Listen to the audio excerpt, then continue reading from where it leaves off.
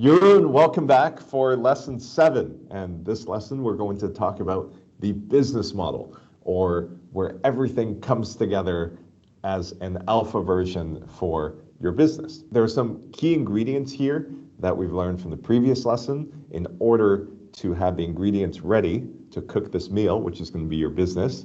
So Jeroen, let's start with that. What are the key ingredients required to make lesson 7 work? So for lesson 7, what you need is your initial customer segment. So that's the beachhead market stuff. Let's call it the alpha version you have defined. Like if I needed to make a bet, gun to your head, where I will be successful, this is my initial customer segment. That is lesson 3 and 4. Then for your solution, you should have your alpha version defined. Same goes for value proposition. That is lesson 5. And you should have your revenue model alpha version defined. And that is lesson 6.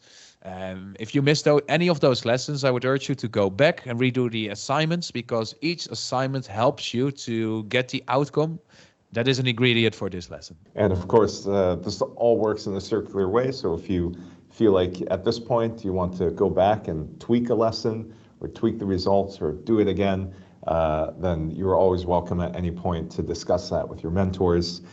And reminder again, if you haven't talked to a sufficient number of customers to make you comfortable, get out there and talk to more customers. That's always useful, right? Especially with the Munich Sprint coming up. If you are coming to the Munich Sprint and you haven't talked to any potential customers, even short chats, it will be hard to make the most of the program. So I would really invite you to get out there and brainstorm with your mentors for finding places to find your potential customers.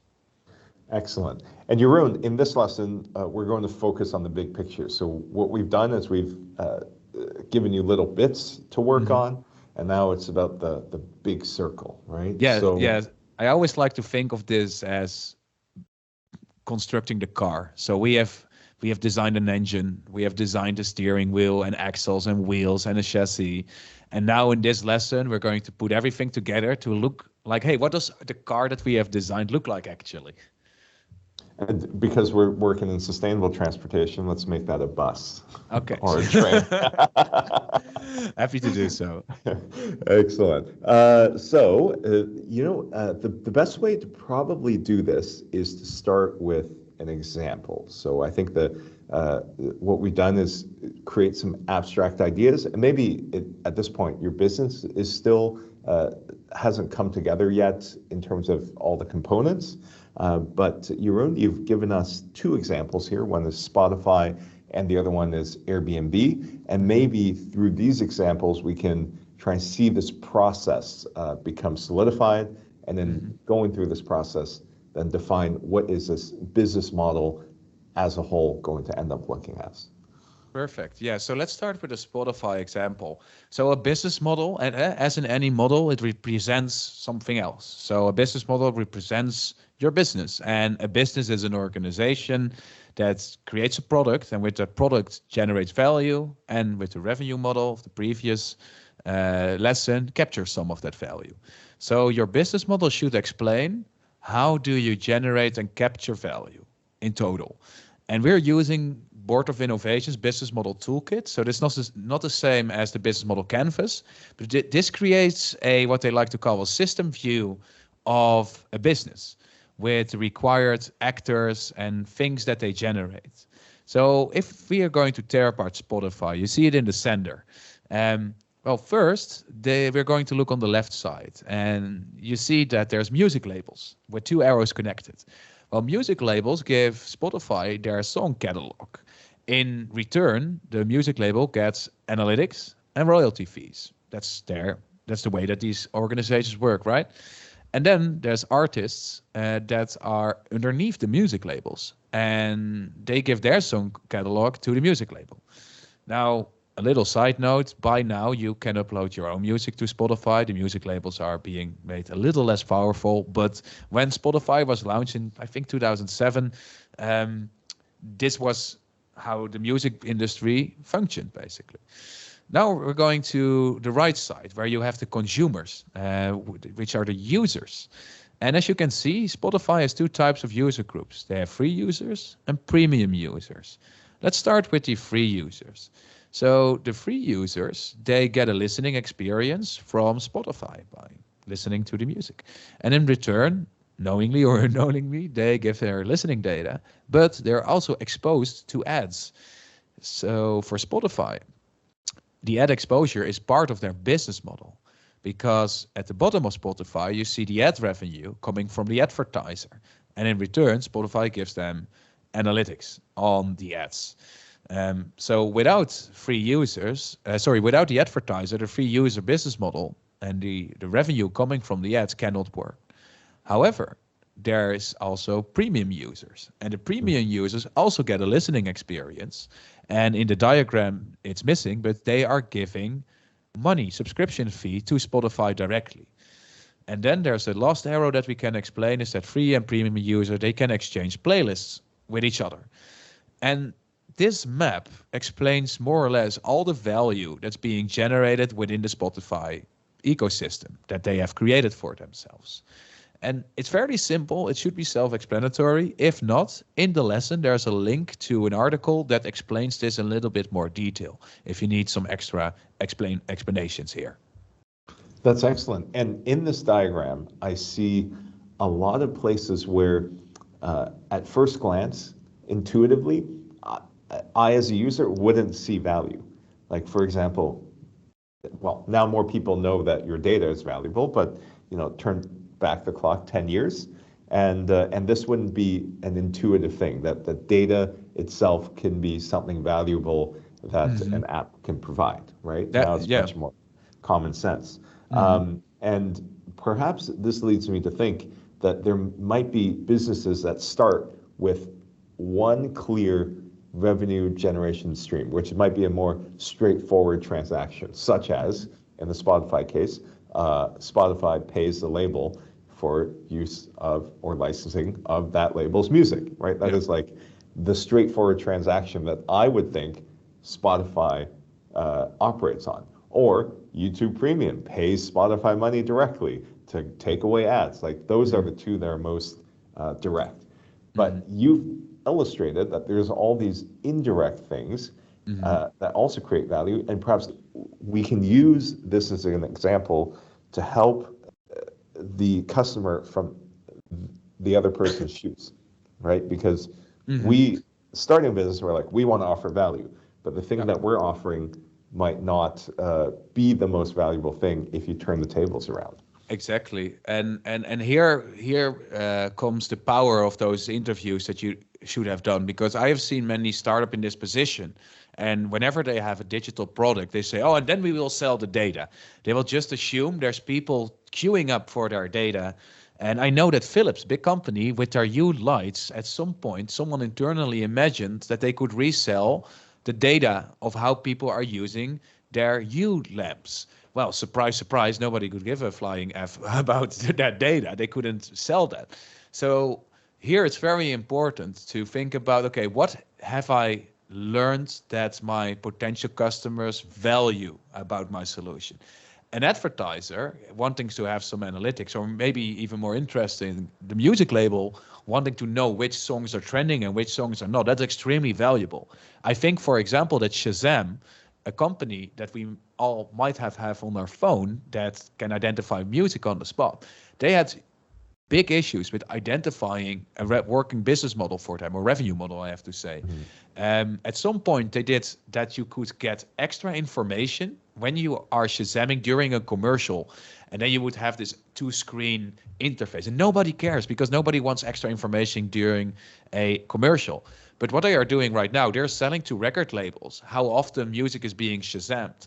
And because record labels, they thrive on those types of analytics, because then they know which artist to plug, etc. Crucial. So I, as a user, am not giving Shazam anything beyond my data, but that data, if you have huge numbers, is extremely valuable. So make sure that you sanity check, do people actually want my data, or any other type of value that you generate? Now, this chart is daunting for me, because it illustrates what's in there. 5 different revenue streams that come through Spotify. I'm just starting out. I think my business model just has 1, maybe 2 revenue streams. Uh, could, is is Perfect. it like Yeah. continue? Yes, perfect. Yeah. Why? Why? Perfect. Well, just like with your revenue model that I said, try to keep it as simple as possible. Alpha version number one. Um, do this for your business model too. So, what is the simplest business model that allows you to pull it off? So, for example, one of the most simple businesses is that I have a supplier, I buy products off, and then I sell the products directly to my customers. That is just a two-way diagram with two parties on opposing ends. Um, and you don't need a complicated business model to succeed. Actually, the simplest business models often succeed. It's just that Spotify has the luxury of pulling off two business models, but most of the businesses that you will encounter for a single product or service will have one simple business model with one simple revenue model. So why are you showing us this complicated spider chart? What am I supposed to learn from this when your advice is to just keep it simple? um, you want to know you want to know the options, and this chart shows how you can explore the options, and what kind of and how to use this tool. Also, for example, the artist to music label transaction that is on this diagram helps you if you're considering, hey, what are other parties that are directly involved with me doing my service? For example, if you're working with a government and you're helping an advice bureau to do something, who is your customer? Is it the government or that advice bureau? And mapping out those value streams is immensely helpful to understand where you enter the picture.